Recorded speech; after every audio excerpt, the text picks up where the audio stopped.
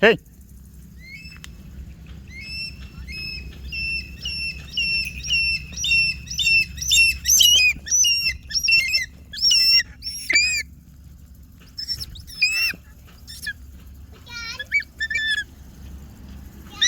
Hả? Hả?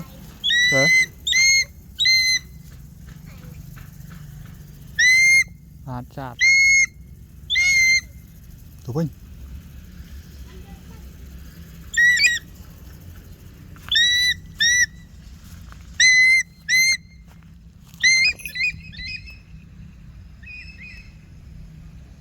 Bóp trồng đôn mà bồn bình lên. Nè phăng bao nhiêu. Ê mà. Ta khơi tập bắn nắng lọ bắn nắng cứ cạp rồi à bồn.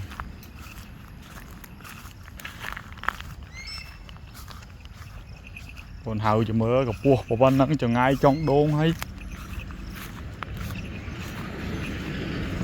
Hay trong ngay bắn nắng còn gặp buộc bắn nắng trong ngay bắn nắng một con cho thay chết mấy. Mình chết đấy hồn ơi. Ồ hồn. Mà mặt màu nghĩa lấy màu rồi. Toàn màn hào bồn ơi nè. Bình lên à.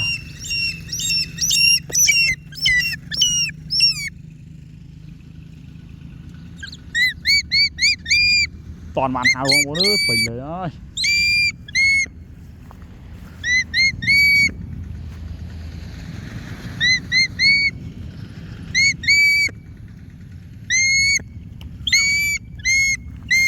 Ơi.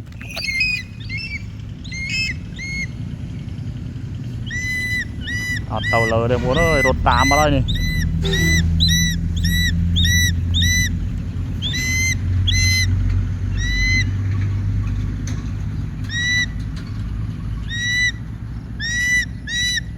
Rột tàm ra muốn ơi chào bà.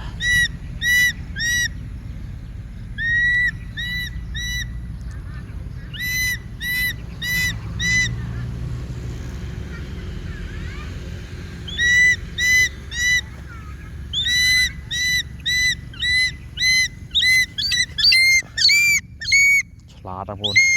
Thầy dương thơ đã đây dương thơ đã trên đây trô đó. Lốt mau vu rồi.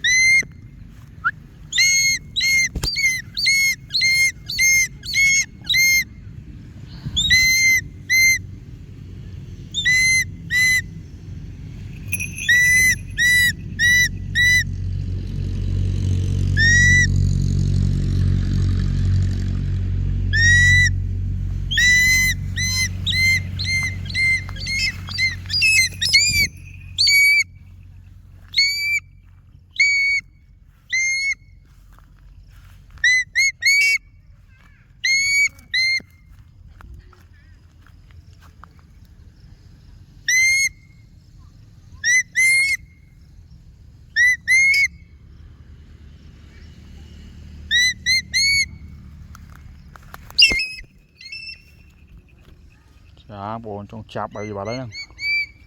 Dạ.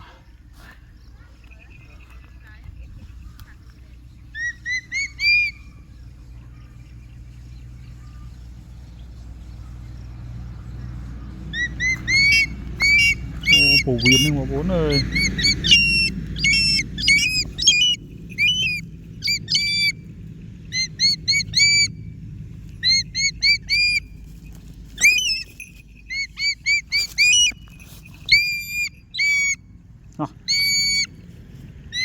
Năng xin cá tè.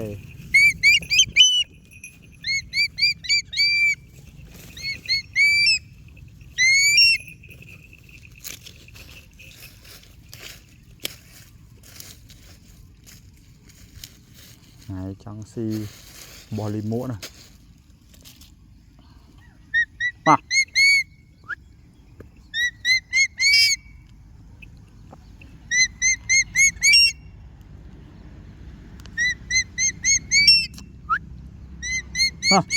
Lên.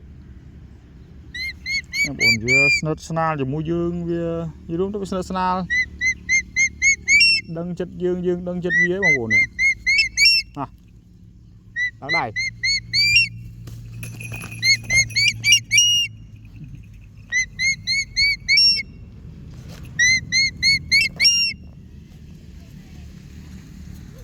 rồi na như này mơ hả một lời đá một sóng hà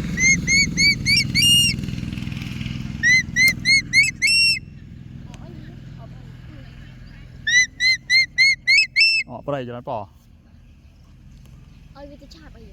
nó thả bậy và hạt Việt à và hạt Việt cầm đầu sẽ đông nữa hạt Việt cầm đầu sẽ đông chứ vì ơi cái sói chạp đẩy về score phú ở đây ồ trong đuống à rồi mà rồi hả hao Việt đâu sao mơ bạn mơ nói trăm tích muối còn một không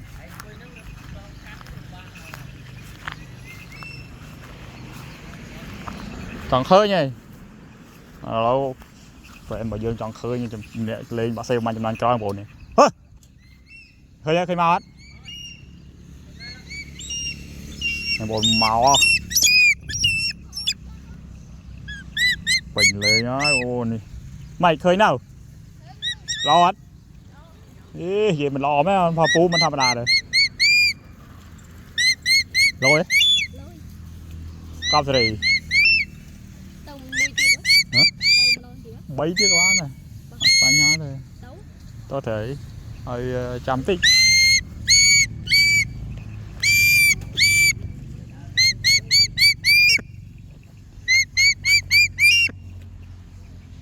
phải từ viêm lang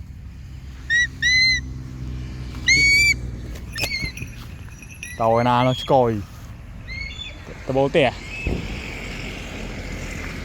họ hao về tao về màu hao mua về tao toàn màu này hả màu hình toàn háo màu rồi rồi trời mà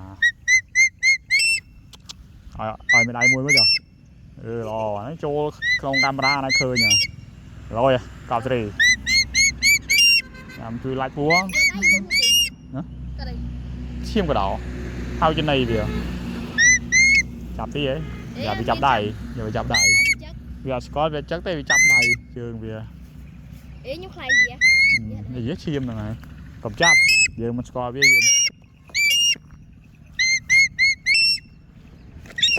trống đu anh ấy cuốn nó rồi lấy tôm gò bạ đây em tao tới em biết thọ kia đó hey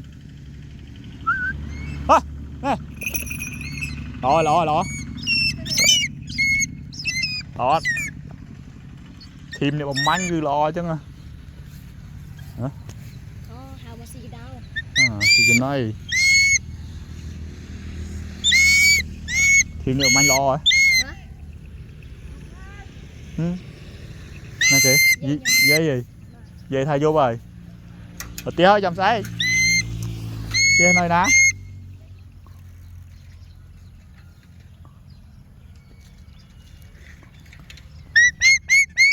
thêm được một manh con bình lê nè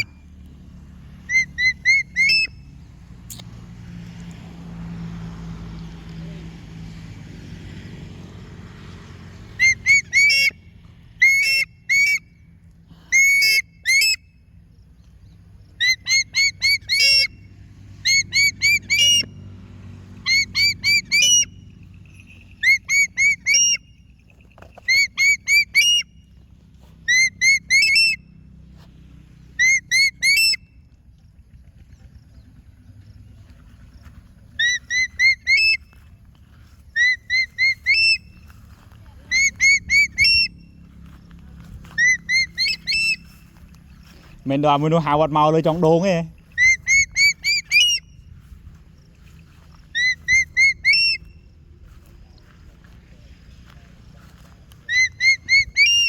rồi cho đây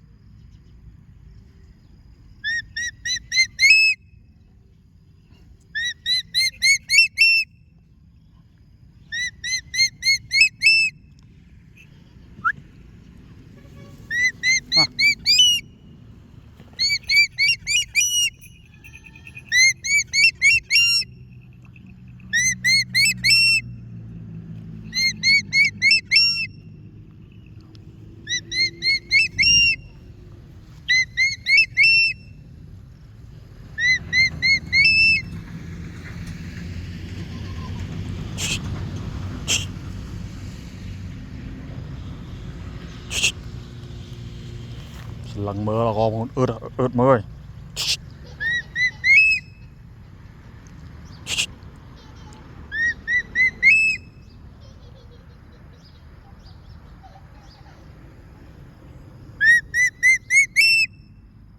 Ok.